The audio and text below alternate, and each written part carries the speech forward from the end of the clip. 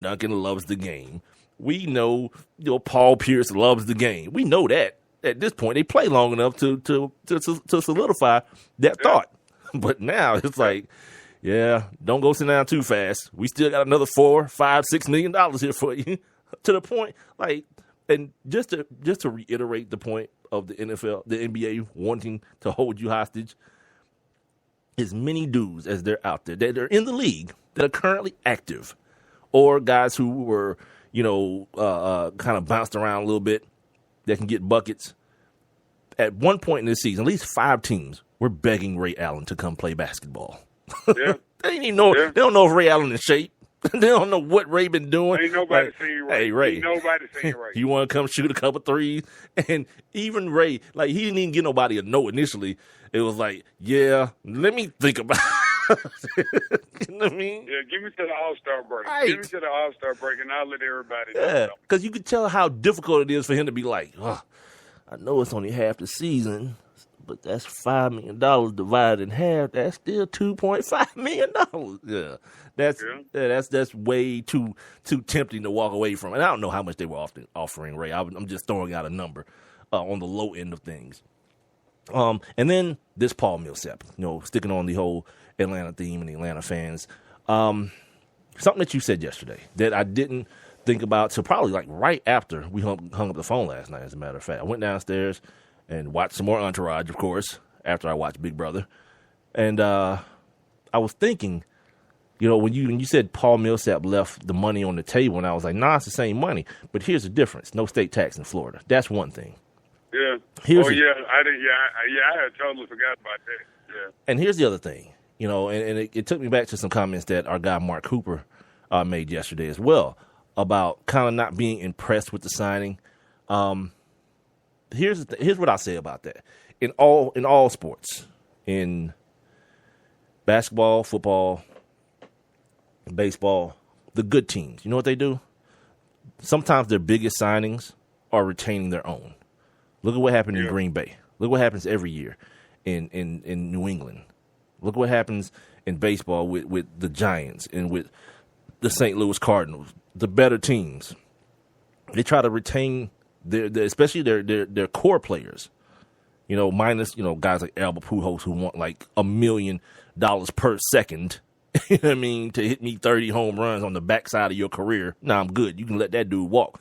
But you got good pitchers like Adam Wainwright, and you got good dudes like Zach Greinke and cats like that, Bumgarner. You keep those dudes. You make sure they all right. Right here in Atlanta, Julio Teheran, let's go. Freddie Freeman, let's go. Andrelton Simmons. But I know what you're saying, because just even when you talk about a team like the Braves, back when the Braves were really winning, like, it was very important for them to be able to re-sign their own. Every time one of those pitchers came up for free agency, they went to arbitration. The Braves did whatever they had to do to keep those guys. So, yeah, very important. And my point is, it's not an overwhelming thing. Like, LaMarcus Aldridge didn't just walk up in here, or who else? Like Draymond Green. These names that and you get captivated by for a couple of minutes or a couple of games in the playoffs. Didn't walk through here, but you got like Paul Millsap. Look at his career. Like look at who he is. He is what's called Mr. Consistency. He's a consistent player throughout his career. And then what he did when he got here to Atlanta, he didn't just rest on the fact that I'm Paul Millsap. I'm a guy who can get buckets in a certain way. His game expanded exponentially since the time he's been here. There's a dude now who handles the basketball like one of the guards. He's a dude that shoots the three consistently. A dude who still gets you 8 to 9 rebounds a game. And when needed in the post, can still turn his back on you and get real buckets. And Paul Millsap is an excellent basketball player. And going even further, he's an excellent pairing with Al Horford. Those two guys. Consistent dude. Yeah, those dudes. Like, again, it's not flashy, and I'll be the first one to say that. Yeah, in the NBA has proven to you that you need to have that dude. Do I think Paul Millsap is that dude? I don't. But for 4 years? Where am I at, Rob? I'm looking at my list here. What is for 3 years? $59 million all day. Let's go. 3 years, $59 million. A broken down Dwayne Wade just got $20 million. This is 1 year. Yeah, this is less than $20 million if you're doing the math at home for a guy that's going to play. Like Paul Millsap didn't miss, even with the shoulder. He missed a couple games, right? Right before the playoffs, he missed a couple games, but he don't miss no ball games. Like if anything, if not for nothing, you can depend on that dude being on the court and producing when he's there. There ain't many nights that you show up and Paul Millsap is asleep. You know what I mean? Like he's just driving drunk. Nah, he's there and he's playing ball. He's contributing nice numbers. So my overall point is that if you're here in the city of Atlanta, and because yesterday I kind of like just being foolish, kind of discredited Mark Cooper's John Concact comment, but if it's one thing that I depend on he and you for, Rob, is that pulse, that initial, that reaction before you think, because that's what I feel like that's what the average fan is doing. Yeah, but the Concact thing, like Coop was he overreached with that one. But Concact ain't give you nothing. But I understand his point though. The overall point, the name, yeah, we good. You know what I mean? I'm not there with the name either. Trust me, brother. But the point, I understand. But the thing about it is he's here, so it's like we've seen him play. You know what I'm saying? It ain't like we just went out and got him and gave him that bread. You know what I'm saying? So it's a reset because it's the same. It was the same sentiment when he first got here. Paul Millsap, what the hell? And then you realize, damn, yeah. Paul Millsap's a good damn player. But now he re-signed, and it's again. It's like deja vu. Like Millsap, yeah, same dude. It's the same dude that played 82 games last year. Yeah, what you mean? Same guy. It's the same dude. But and I think I'm gonna keep kind of pressing this point. I don't think the people who love this team believe. You know what I mean? I know the whole hashtag true believer. I don't think you do. And I don't blame you for not believing, because I understand what the NBA has taught you. You know, the NBA has taught you that the LeBrons of the world, the Steph Currys of the world are the dudes that play for the chip. Those teams that have those dudes on them play for that championship. And you look at your team here in Atlanta, and you say, well, God, we don't have that guy. He's not here. You know what I mean? So what is our ceiling? And if you're like everybody else, you look around. You see Cleveland, potentially getting better just by getting healthy. Basically, they're going to get better. You see a team like the Bucks, a team that took an exponential jump in wins last year with Jason Kidd, and now they seem to be getting better with Greg Monroe.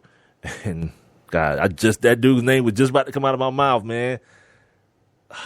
Who did the Bucks sign? I'm sorry, y'all. God, I'm. Brandon Knight. No, the Bucks. No. The Bucks, dude. The Bucks.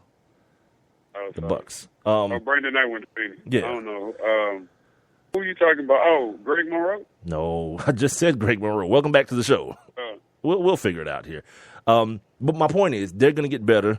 You can assume that. Well, not assume.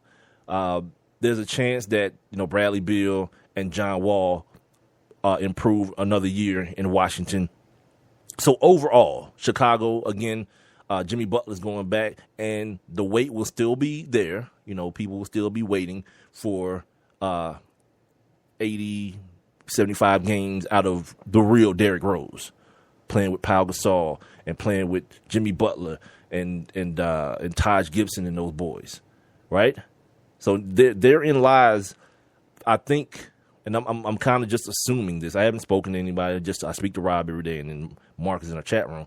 But I think that's the overall sentiment, and that's the feeling I get from Atlanta Hawks fans. Like, yeah, last year was cool. Because the other thing you got to remember is that they went a month and didn't lose a game. You can't depend on that happening. That's lightning in the bottle. That's the definition almost of lightning in the bottle. Yeah. That's not going, it's not going to happen again. So when you put all those things together, and if you're a fan that's, you're a rational fan, Yeah. I could see where you worry that, you know, these big names, well, whoever they may be. I don't know, like, who do you consider a big name? You know, because Anthony Davis, they wouldn't let him leave. Dame Lillard wasn't leaving. Plus, you got a point guard here, allegedly. DeAndre Jordan? That's the big name. What are we talking about here? Draymond Green again. DeAndre. He's good for what they do. I guess. Monte. Aldridge, those are probably the bigger names. I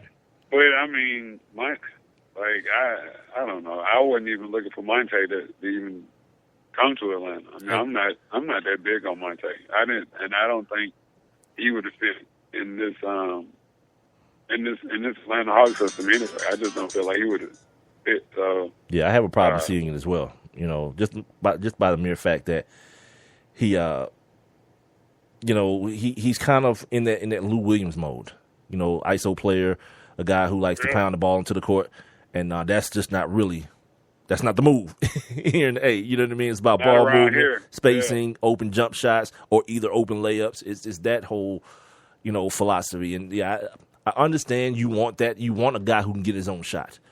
And I remember asking Golf about that, man. I was like, God, how do you? And I asked somebody else on Twitter one day about that. You know, we got to have that guy. And I was like, well, how? Because usually that guy is the guy who does that. Like, it's very rare that. And Steph Curry, he's kind of that hybrid in that sense. Like, part of him is the guy who moves without the ball very well. But then when he started feeling it, you saw what he did to that white boy from Australia. You saw that. You know what I mean? And that's what I'm talking about. Dude just started breaking ankle and jacking threes from 30 feet away, stuff that you can't do anything about. But where do you get that rare player from? Because that's rare. Very few guys are both. The guy who moves out the ball very, very well, but then in a crunch can just get his own shot. Reggie Miller, another dude. But look how many years apart we're talking about these two dudes. You know what I mean? Reggie Miller's last good year was probably in, 2000, 98 probably. I don't know. Well, 98 was the year I think they went to the championship, 98 or 99. Right.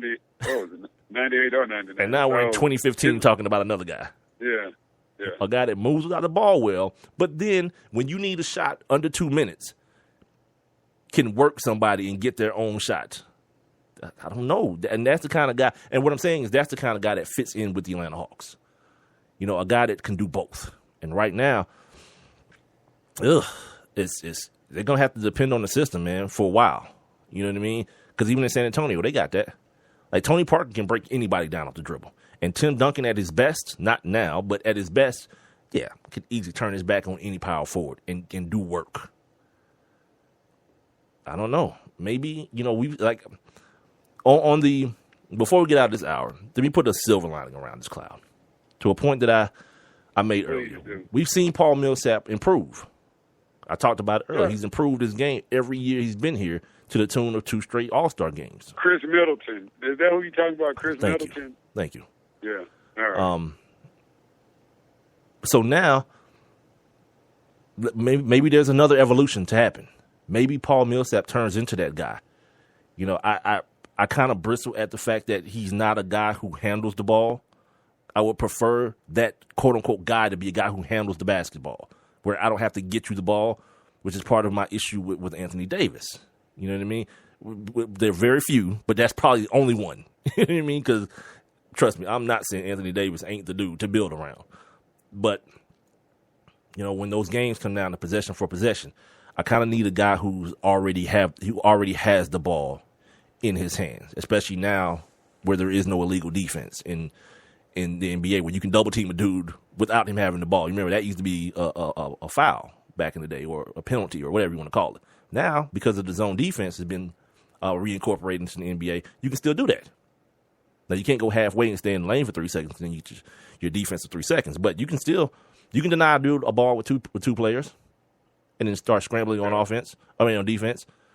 That is my problem with having that dude be the guy, quote unquote, in an offense. All right. Hour number 1 wraps up here. We are the Sports Kings. I'm Big Mike. He's Rob Calloway. Spreaker.com is where you're hearing us. Make sure you guys download the app as well so you can take us with you. And then you can search Sports Kings Live and then follow us on Spreaker. And then join the chat between 7 and 9 p.m. Monday through Friday.